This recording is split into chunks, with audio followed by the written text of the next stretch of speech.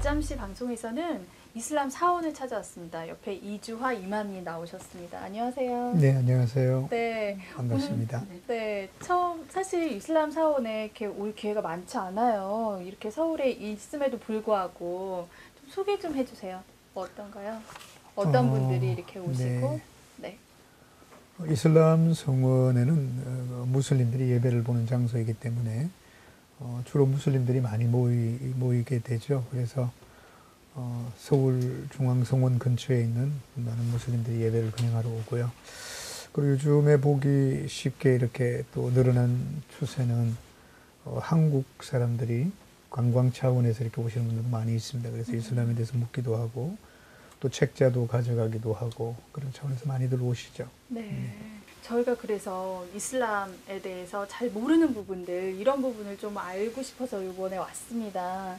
이슬람은 이제 사우디아라비아, 오늘날 이제 사우디아라비아라고 부르는데, 아라비아 반도 메카라는 데에서 이제 시작되어서, 시간이 쭉 흘러 내려오면서, 아라비아 반도뿐만 아니라 중앙아시아, 북아프리카, 그리고 또 중국에 이르기까지 광범위하게 이렇게 발전된 종교라고 보시면 될 것 같아요.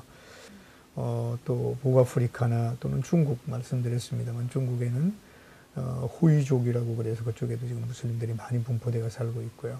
유럽 쪽에도 지금 무슬림들이 많이 살고 있고 그래서 지금 전 세계적으로 이슬람 인구는 17억에 해당될 만큼 많은 수가 있습니다. 보통 이슬람 하면 테러리스트들 이렇게 떠올리는 사람들이 많아요.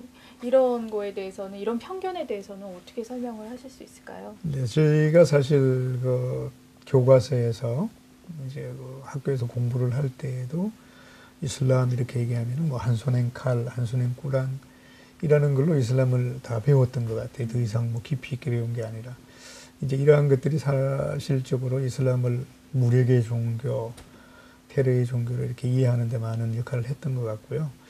사실 뭐 제가 이슬람에 대한 설명을 드릴 때 이슬람은 평화의 종교입니다 라고 말씀을 드렸는데요.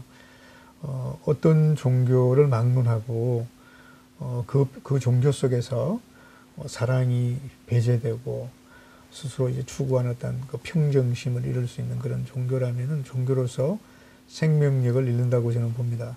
그러한 어려운 시기에 이슬람이 와서 평화를 부르짖고 또 사람들에게 어떤 칼이나 어떤 약탈이나 어떤 무력보다는 정의와 그리고 공정 그리고 또 우리가 인권 같은 것들이 이렇게 서로 존중될 수 있었기 때문에 이슬람이 성공할 수 있었다라는 거죠.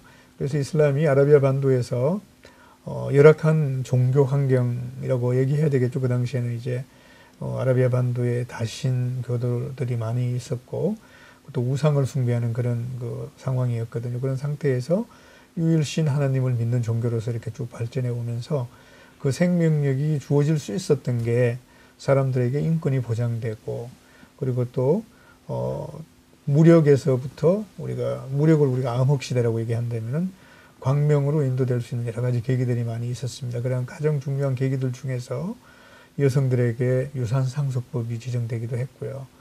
그리고 또 약탈에 의해서 운영되었던 그 경제 형태를 이슬람이 들어오면서 서로 교환하고 서로 존중해 줄 수 있는 그런 제시들이 꾸란을 통해서 많이 되었습니다. 그래서 시간이 지나면서 자연스럽게 이슬람이 쉽게 사람들에게 이렇게 호소될 수 있었고 그래서 이슬람이 짧은 시간 동안에 약 23년 동안에 이슬람이 아라비아 반도 전체에 전파되는 계기도 마련할 수 있었던 겁니다.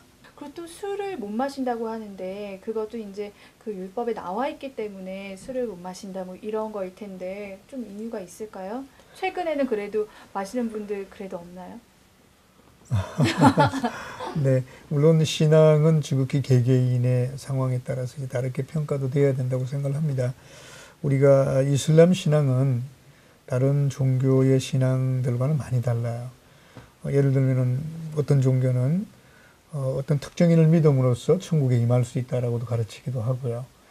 또 뭐 어떤 종교는 이제 우리가 불교 같은 경우에는 이제 융해설을 믿기 때문에 그죠 융해할 수 있는 그런 것도 있고 이슬람은 그렇지 않습니다. 이슬람은 각자 개개인이 성실하게 신앙을 실천함으로써 이 천국에 임할 수 있는 거거든요.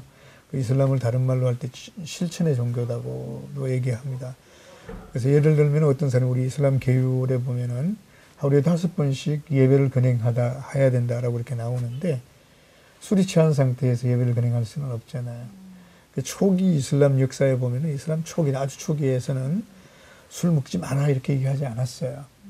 그 초기에는 맨 처음에 이제 꾸란이 게시되었을 때는 술은 나쁜 것이다. 이렇게만 나와 있습니다. 그러다가 또 한동안 시간이 지나고 난 다음에 술을 먹고 예배에 참석하지 말아라고 그랬어요. 그러고 나서 또 한동안 시간이 지난 다음에 술은 정말 나쁜 것이다. 사탄이 하는 행위다. 그만둬라. 이렇게 나옵니다. 다른 말로 하면은 우리가 각자 개개인이 어떤 개개인이 신앙생활을 하면서 자신의 어떤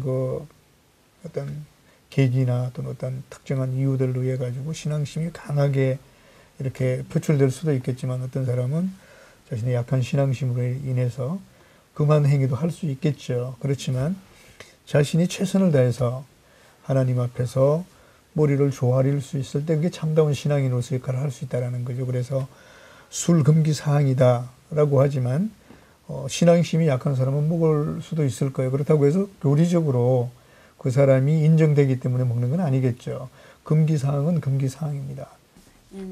그 인도교 믿는 사람들은 일반적으로 소 볼 때 그냥 자기 신앙이기 때문에 소도 신나고 생각해서 소고기 안 먹어요.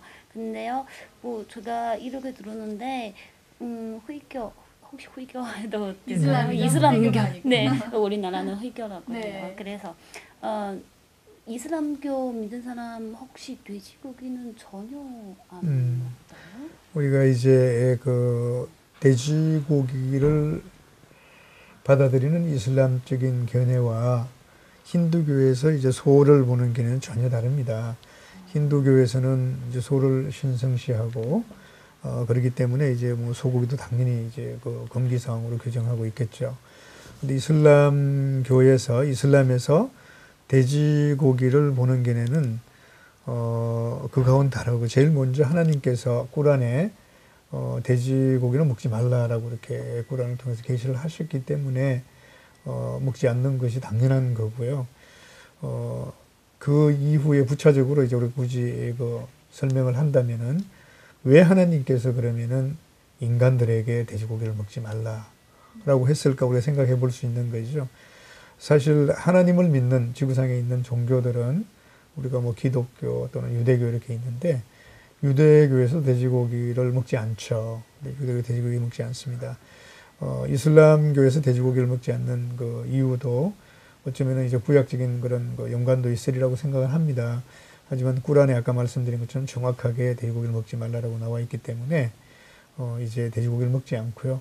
이슬람에서 보는 돼지고기 견해는 우리가 청결하지 못한 걸로 깨끗하지 못한 걸로 봐요. 그렇기 때문에 돼지의 어떤 섭생이라든지 이런 걸 봤을 때 일반적인 동물하고는 많이 다릅니다. 예를 들면 뭐 오물을 먹기도 하고 그리고 또 잡식성이고 그리고 돼지 그 자체가 가지고 있는 돼지고기 자체가 가지고 있는 어떤 병원균이라든지 이런 걸 봤을 때 다 다른 그 육류가 가지고 있는 거하고는 월등하게 많은 차이가 있다고 그래요. 또 어떤 분들을 보면, 그러니까 한국에 온 그러니까 무슬림들은 고기 자체를 안 드시더라고요. 그래서 왜 그런가 봤더니 고기를 잡는 방법이 다르다는 거예요. 자기 나라에서 무슬림 이제 나라에서 잡는 방법과 여기 한국에서 다르기 때문에 고기를 먹을 수가 없다. 그래서 이것저것 잘 드시던 분들이 채식주의자가 되셨어요. 이런 거는 어떻게 지금 설명을 좀 하실 수 있을까요? 이슬람에서 이제 그 꾸란에 의하면은 이제 우리가 할랄이라는 얘기를 거기서 이제 쓰게 되는데 할랄이라는 말은 허용이라는 얘기입니다. 그래서 할랄란 떠이반이라는 말이 있어요. 그게 무슨 얘기냐면 무슬림들에게 하나님께서 허용된 좋은 것만 먹도록 이렇게 허용을 하셨습니다.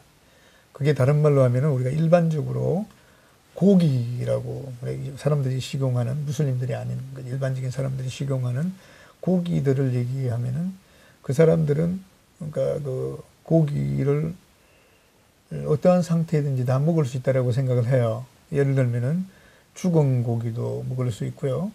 또는 이렇게 패서 죽인 고기도 먹을 수 있고요. 높은 데서 떨어져서 죽은 고기도 먹을 수 있고 여러 가지 많이 있습니다. 근데 이슬람에서는 이러한 것들을 허용하지 않습니다.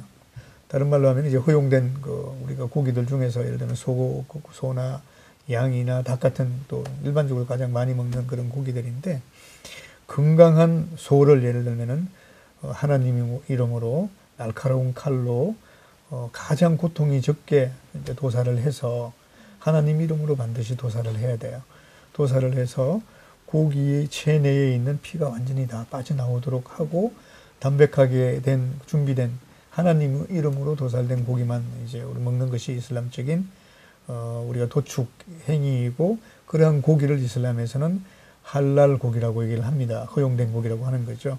그래서 그러한 방식으로 도살되지 않은 고기는 무슬림들은 먹지 않는 거예요.